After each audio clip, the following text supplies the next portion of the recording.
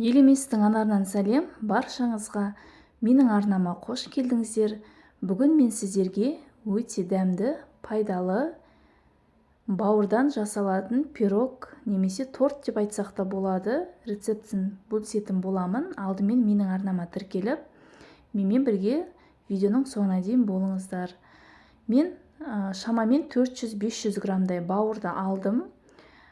Бізде бауыр бола береді, сиырдікі, қойдікі, жылқыныкі деп бөлінбейді. Мен өзім сиырдың бауырын алдым. Жақсылап алдын ала жуып, тазалап, мясорубкамызға сиятындай етіп турап алдым, және де өткізіп алдым майда көзінен. Енді бізге қажетті заттарды мен таныстырып өтейін. Бізге алдымен 2 жұмыртқа қажет болады, және де 1 бокал жылы сүт. Осы жылы сүтімізбенен жұмыртқамызды жақсылап венчикпен бір келкі болғанша араластырып аламыз.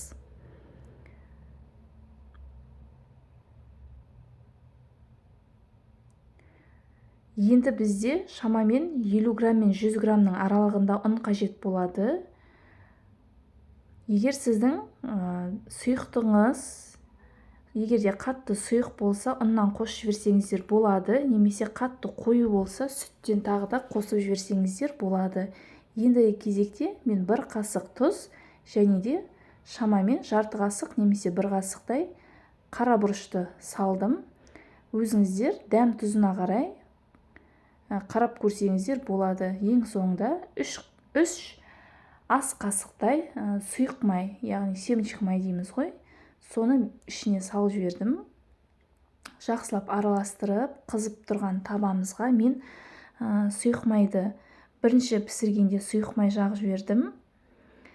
Бірінші бір бетін, келесіде екінші бетін аударып, шамамен 3-4 минуттай пісіріп аламыз. Достар, егер менің арнам сіздерге қызықты болса, менімен бірге соңына дейін болып, тіркелмеген болсаңыздар тіркеліп, сұрақтарыңыз болса жеке комментарийға сұрақтарыңызды қойып кетсеңіздер болады. Менен міндетті түрде кері байланыс болып сіздерге жауап беремін. Тағы да сіздерге көрсетіп кетейін. Екінші кезекте сұйық май құймаймыз. Сол қалған біріншіден қалған сұйық майымыз жарай береді. Ары қарай енді тіпті құймаймыз.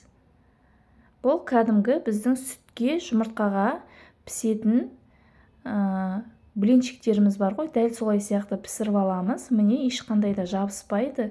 Дәл осылай табаңыздан түсіріп алсаңыздар болады.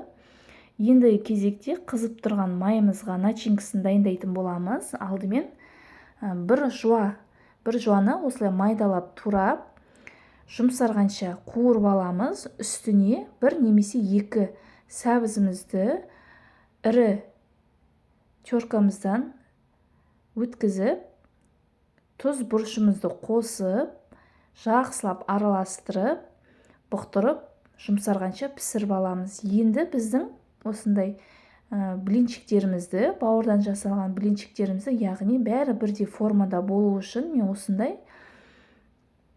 кольцо қолдандым. Тортқа пайдаланатын барлығының формасы дөп-дөңгелек, қисық болмау үшін, әрі әдемі көріну үшін сіздер болса осылай пайдалансаңыз болады, немесе бір тарелканы төңкеріп, айналасын пышақпен кесіп алсаңыздар да болады.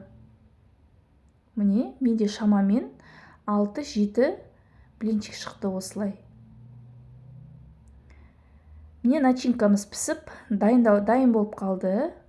Әбден суытамыз. Енді тортымызды жинауға кірісеміз. Алдымен майонезімізді осылай жағып аламыз.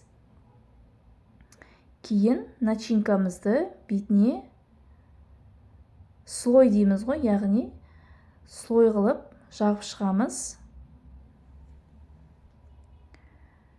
Достар, менің арнама тіркелуді ұмытпаңыздар.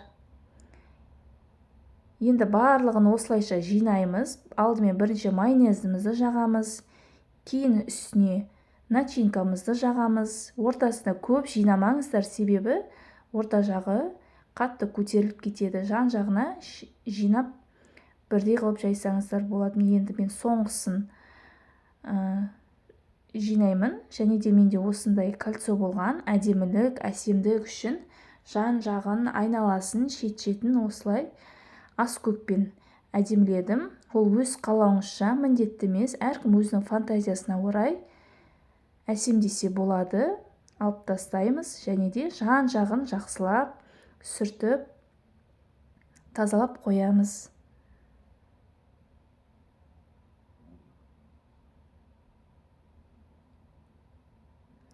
Міне менің пирогым дайын болды.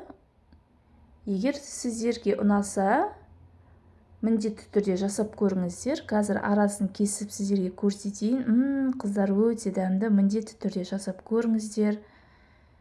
Осылай да қонағыңызға ұсына берсеңіздер болады, немесе мен сияқты осылай 3 бұрыштап кесіп, әдемі ыдысыңызға салып, қонақтарыңызға ұялмай ұсына берсеңіздер болады. Отбасыңызға жасап беріңіздер. Назарларыңызға көп рахмет. Сіздермен бірге болған мен Анар Елемесқызы. Сау болыңыздар.